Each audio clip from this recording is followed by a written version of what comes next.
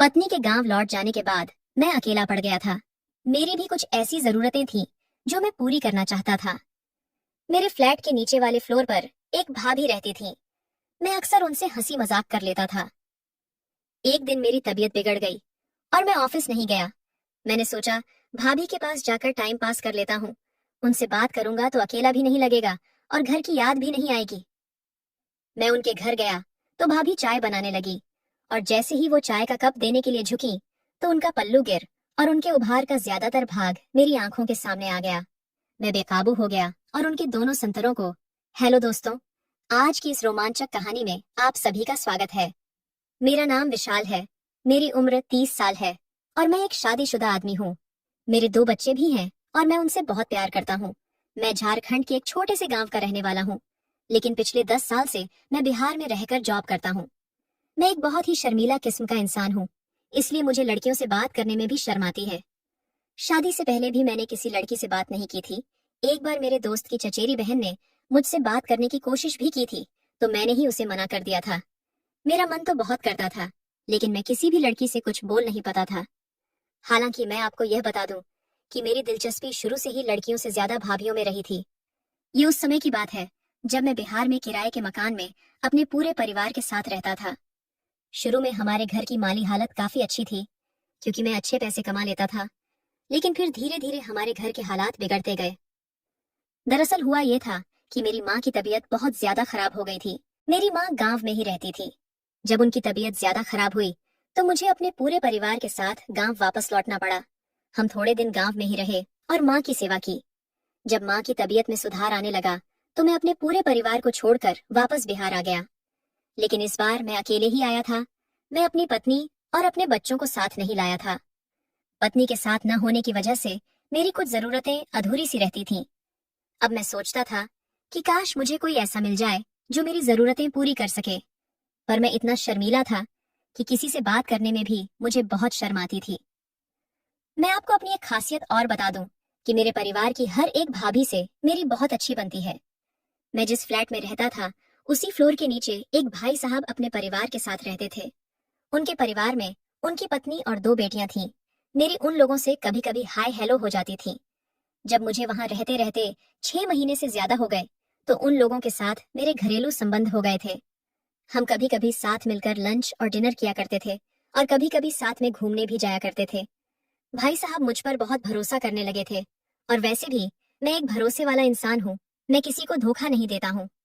भाभी मुझसे बहुत अच्छे से बात किया करती थी और मैं भी उनसे हंसी मजाक कर लिया करता था। जब भाई साहब घर पर नहीं होते थे और भाभी को हॉस्पिटल या बाजार जाना होता था तो वह मेरे साथ ही जाती थी। इस बीच हम आपस में बहुत सारी बातें किया करते थे और मुझे भाभी का स्वभाव बहुत पसंद आने लगा था। भाभी जब भी अपने घर पर कुछ स्पेशल खाना बनाती थी तो वो मेरे लिए भी भिजवाती थी। एक बार की बात है कि तबीयत खराब होने की वजह से मैं काम पर नहीं गया। भाभी की दोनों बेटियां स्कूल चली गई थीं और भाई साहब भी ऑफिस जाने के लिए निकल गए थे। मैं अपने कमरे पर अकेला ही रहता था, पर जब सब चले गए तो मैंने सोचा कि भाभी के पास जाकर ही टाइम पास करता हूँ।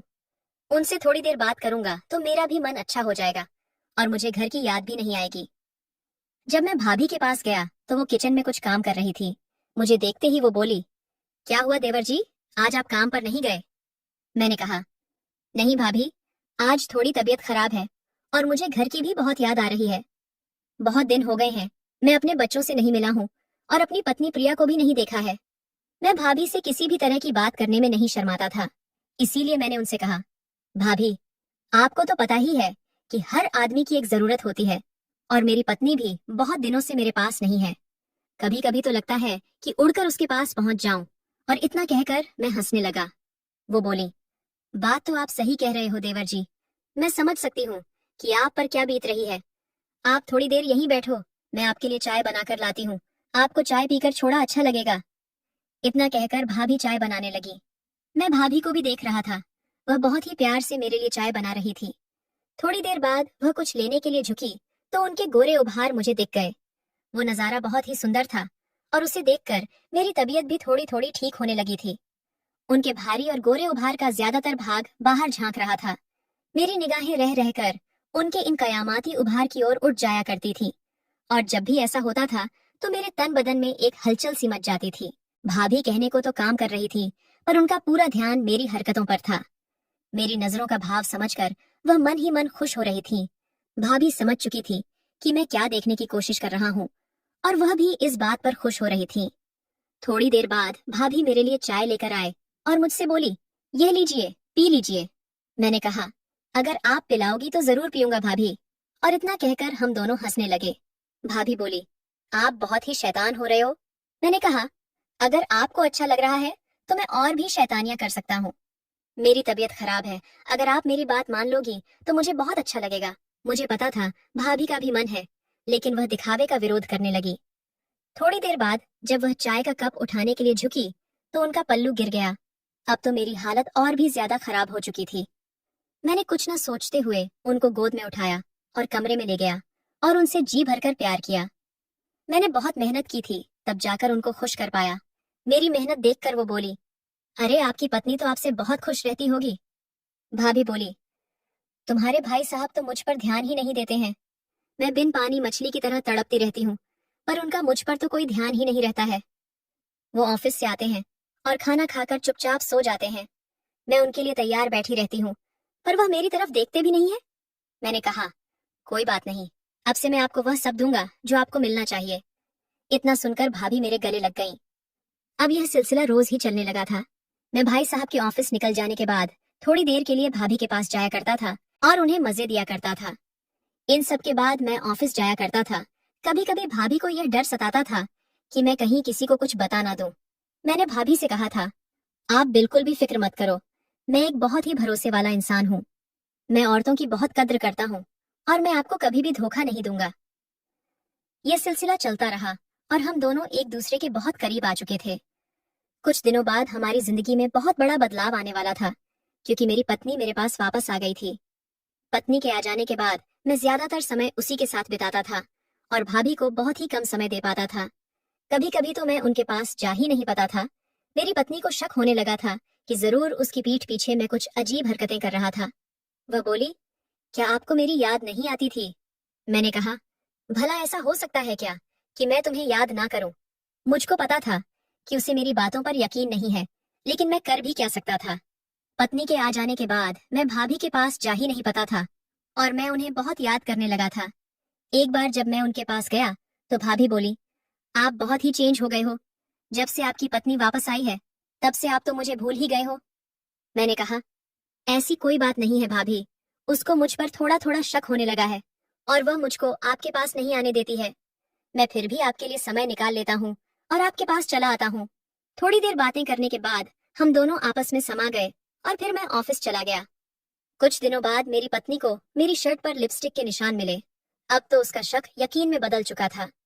जो बोली, मुझे पहले से ही पता था कि तुम्हारा उस चुड़ैल के साथ चक्कर चल रहा है। मैं अभी जाकर सब कुछ भाई साहब को बता दूंगी और तुम दोनों का पर्दाफाश कर दूंगी। मैंने कहा, प्लीज तुम ऐसा कुछ भी मत करो, मैं अब कभी भी उनसे बात नहीं करूंगा। वह इतना गुस्से में थी कि रोने लगी और बोली, मैं गांव में आपकी माताजी की सेवा करने में लगी हुई थी, आपके बच्चों को पालने में लगी हुई थी, और आप इधर मुझे धोखा दे रहे थे। क्या आपको शर्म नहीं आती? क्या यह जरूरतें हैं आपके लिए इतनी ज्यादा जरूरी है कि आप अपनी पत्नी को धोखा दे दोगे? अरे, अगर मैं इतने दिनों तक आपके बिना रह सकती हूँ तो आप क्यों नहीं रह पा रहे थे? आपने मेरे बारे में एक बार भी नहीं सोचा, अपने बच्चों के बारे में एक बार भी नहीं सोचा। अगर फिर भी आपको उस औरत से इतना ही प्यार है तो आप मुझसे कह दीजिए, मैं अभी के अभी यह घर छोड़कर चली जाऊंगी और आपकी जिंदगी में कभी भी वापस नहीं आऊंगी। औरत सब कुछ बर्दाश्त कर सकती है, पर अपने पति का बंटवारा बर्दाश्त नहीं कर सकती, और मैं भी बर्दाश्त नहीं करूंगी। अगर आपको मेरे साथ रहना है तो मेरा ही बनकर रहना होगा, नहीं तो आप मुझसे कह दीजिए, मैं गांव चली जाऊंगी और वहीं रहकर माता जी की सेवा करूंगी। मैं समझ चुका था कि मैंने अपनी कुछ पलों की जरूरतों के लिए अपनी पत्नी का दिल दुखाया है। मैंने उससे माफी मांगी और बोला, आगे से कभी भी ऐसा नहीं होगा। तुम कहीं भी मत जाओ और मेरे साथ रहो। तुम मेरे लिए सब कुछ हो, हमारे बच्चे मेरे लिए सब कुछ हैं। मैं तुम लोगों के बिना जिंदगी नहीं जी पाऊंगा। इसके बाद से मैं कभी भी भाभी के पास नहीं गया। मैंने उनको भी सारी बात बताई और उनसे भी माफी मांगी। कमेंट करके जरूर बताइएगा कि आपको ये कहानी कैसी लगी।